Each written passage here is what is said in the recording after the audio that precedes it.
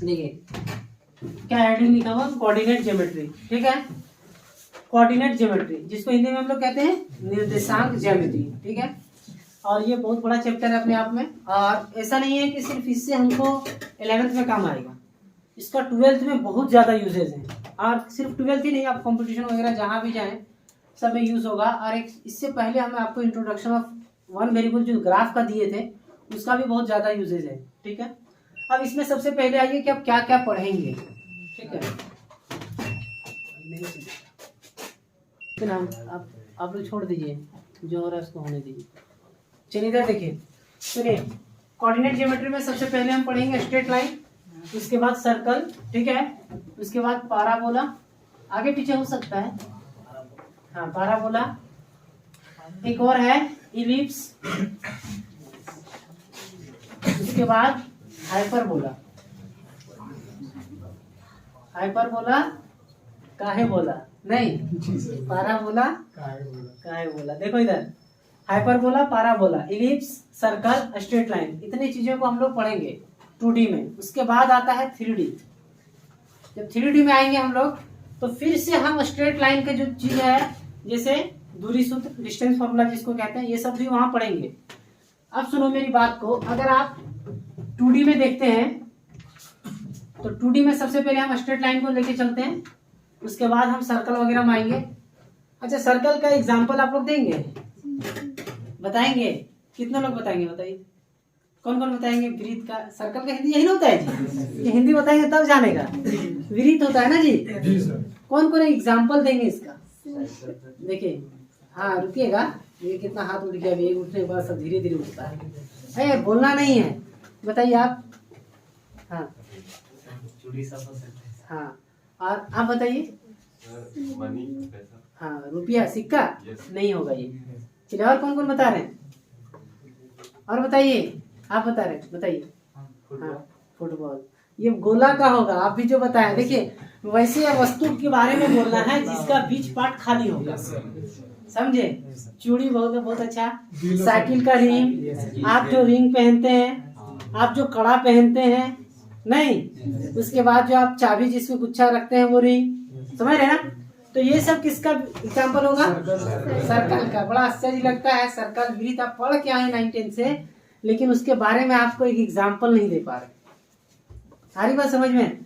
आप फुटबॉल बोल देते हैं या गेंद बोल देते हैं तो वो तो गोला ना हो जाएगा भाई, अब सर्कल का एग्जाम्पल में इसको डाल देते हैं, बताइए, समझे कि नहीं? वैसे चीज जिसका बीच पार्ट क्या हो, खाली होना चाहिए। कितना बार आप किताब पढ़े होंगे तो किताब में आपको मिला होगा, क्या मिला होगा? इस सब का एग्जाम्पल मिला होगा आपको, लेकिन आप लोग ध्यान नहीं दिए। मेरी बात समझ में आ रहा है? जब आप सर्किल चैप्टर शुरू किए होंगे तो सर्कल में आपको दिखा होगा, वहां पर जब एक्सरसाइज हम लोग शुरू करते हैं या कोई चैप्टर शुरू करते हैं तो किताब में बहुत सारे एग्जाम्पल वगैरह दिया होता है, लेकिन आज के बच्चे किताब स्टडी ही नहीं करते। सबसे बड़ी बात यही, बात समझ में आ रहा है ना? किताब स्टडी ही नहीं करते, उसको 5 घंटा पबजी खेलने टाइम मिल जाएगा, लेकिन किताब पढ़ने बोल दीजिए 5 मिनट तो नींद आने लगती, आती है ना नींद? हाँ, सुनिए, तो अब हम स्ट्रेट लाइन में सबसे पहले आज डिस्टेंस फॉर्मूला को देखते हैं। ठीक है, आप अगर 2D का फॉर्मूला अगर याद रखते हैं तो 3D में आपको रटना नहीं पड़ेगा। ठीक है, अभी हम दिखाते हैं तुरंत। देखिए, एक लाइन है से ए का पॉइंट x1, y1 और बी का पॉइंट है x2, y2। ठीक है, डिस्टेंस फॉर्मूला, डिस्टेंस फॉर्मूला जिसको हिंदी में कहते हैं हम लोग दूरी सूत्र। ठीक है, ए बी आप नाम दिए हैं तो A B is equal to क्या हो जाएगा जी? Root under x2 minus x1 का whole square plus y2 minus y1 का होल स्क्वायर। ठीक है, ये 2D की बात है। अगर आप 3D में देखते हैं इसका डिस्टेंस फॉर्मूला तो एक नया आ जाएगा, क्या जानते हैं? बताते हैं आपको। x2 माइनस x1 का whole square plus y2 minus y1 का whole square plus z2 minus z1 का होल स्क्वायर, ये आ जाएगा। आप जो लाइन यहाँ देखेंगे उसमें आपके पास x1, y1 और z1, x2, y2 और z2 ऐसा होगा। तो ये 3D की बात है। और अगर आपको तो देखिए इन दोनों में क्या फर्क है, सिर्फ एक नया जेड आ गया, तो अगर इसको आप याद रखते हैं तो ये भी याद हो जाएगा। इसी तरह अगर हम इसमें 2D में मिड पॉइंट फॉर्मूला की बात करें, mid point of A line, ठीक है, मध्य बिंदु ऑफ ये रेखा, एक रेखा का मध्य बिंदु है, mid point of A line, ठीक है। तो इसका जो आपका फॉर्मूला आ जाएगा वो क्या होगा, यहाँ देखिएगा, ये है x1, y1 और b है आपके पास x2, y2 और ये आप p पॉइंट निकालना चाह रहे हैं x, y, ठीक है।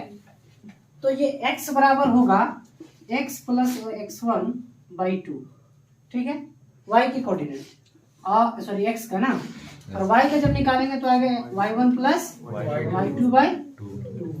ये हो गया 2D का। अगर इसी को 3D में जाएंगे तो x बराबर आएगा x1 प्लस x2, है ना, x1 x2 ना,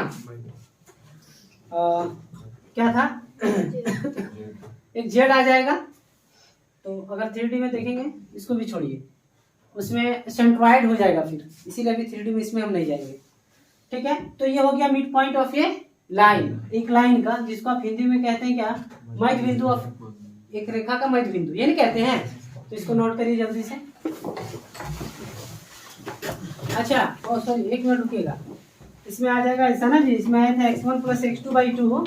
अच्छा यहाँ भी आ जाएगा जी, ऐसे आएगा, दिमाग कभी कभी इधर देखिए, y बराबर आएगा y1 प्लस y2 बाई 2 और z is equal to z1 plus z2 by 2। तो ये आएगा 3D का।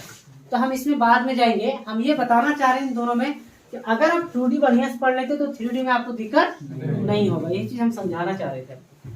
चलिए जल्दी से लिखिए यहाँ तक, थोड़ा लाइट भी साफ नहीं दे रहा है।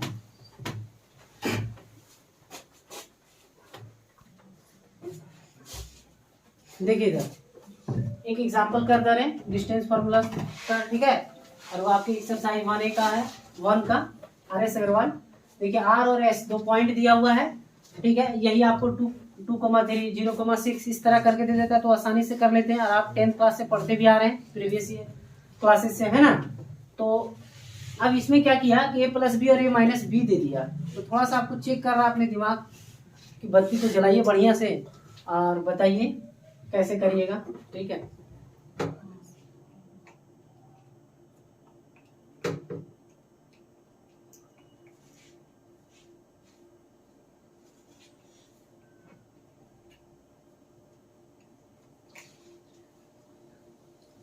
चलिए इधर देखिए, तो डिस्टेंस फार्मूला से हम इसको निकालते हैं। अगर आप एक बार फार्मूला लिखना चाहते हैं लिख लीजिए, x2 माइनस x1 का whole square plus y2 minus y1 का होल स्क्वायर, ठीक है।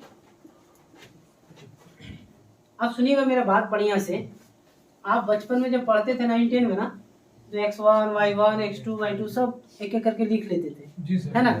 अब थोड़ा सा समय बचाइए, सारा ऑब्जेक्टिव जमाना हो रहा है, x1 y1 यही लिख दिए, नहीं तो लिखते भी नहीं है, ठीक है। एक और बात ध्यान देना, जो हम बेसिक बात पर बोल रहे हैं उस पर गौर करिएगा। आप RS लिखे है ना, तो R वाले पॉइंट x1 y1 होंगे, S वाला पॉइंट x2 y2 होंगे, और अगर ऐसा नहीं भी लिखेगा तो भी आंसर में कोई फर्क नहीं पड़ेगा। बोलिए क्यों, सुनिए मेरी बात।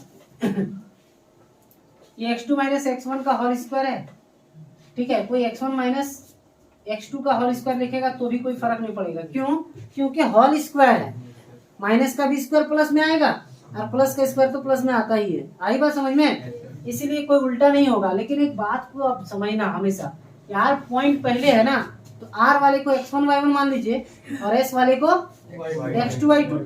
आ रही बात समझ में।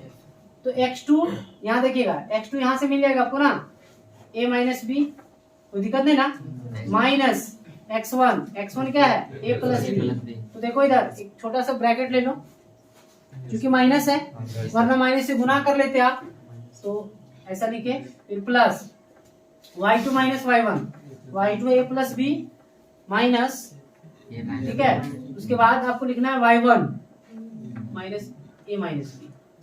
कोई दिक्कत नहीं हो रहा है। अब सुनिए, यहाँ आ जाएगा अब हम ब्रैकेट को ओपन करते हैं, a minus B minus A minus B, clear हुआ? ए कैंसिल हो गया, कोई दिक्कत तो नहीं? अब सुनिए यहाँ पे देखिए a plus B minus A minus minus plus B, यहाँ भी ये कैंसिल हो गया, तो यहाँ बचा माइनस टू बी, क्या आया? माइनस टू बी, और यहाँ टू बी, ये ना होगा, तो इसका होगा 4b² और ये होगा 4b²। कोई दिक्कत हो रहा है? अब इस जोड़िएगा तो क्या हो जाएगा? 8b² नहीं होगा? अब यहाँ पे देखिए रूट से बाहर करिएगा तो आएगा 2√2b। अगर नहीं समझ में आया तो थोड़ा बच्चा जैसा कर देते हैं, देख लीजिए। बचपन से पढ़ते आ रहे हैं कि रूट में दो जो चीज रहता है डबल वो एक बाहर आता है कि नहीं? तो एक तो यहाँ से निकाल लीजिए, एक यहाँ से निकाल लेंगे और रूट में बचा ना। अब क्या निकाल रहे हैं? डिस्टेंस, डिस्टेंस से निकाल रहे हो ना जी। तो यूनिट्स लिखना है आपको, ये हिंदी में आप इकाई या तो मात्रक लिखते थे ना, भूल गए? याद है ना जी? तो ये आपका आंसर आ गया। अब इसमें 2-3 जो क्वेश्चन है वो आपसे बन जाएगा, समझे कि नहीं? इसमें आप थोड़ा बहुत को बच्चा फंसता, वही क्वेश्चन को हम बता दिए। क्लियर है? नोट करिए जल्दी से। अब देखो, अब इसका जो क्वेश्चन आएगा मिड पॉइंट का तो उसी वक्त कर लेंगे, है ना? फॉर्मूला ये होता है। मान लो क्या करेगा, x1 y1 और x2 y2 के जगह पॉइंट दे देगा और x y गायब कर देगा, ये निकल जाएगा। नहीं निकलेगा जी, आसानी से निकल जाएगा। नोट करिए जल्दी।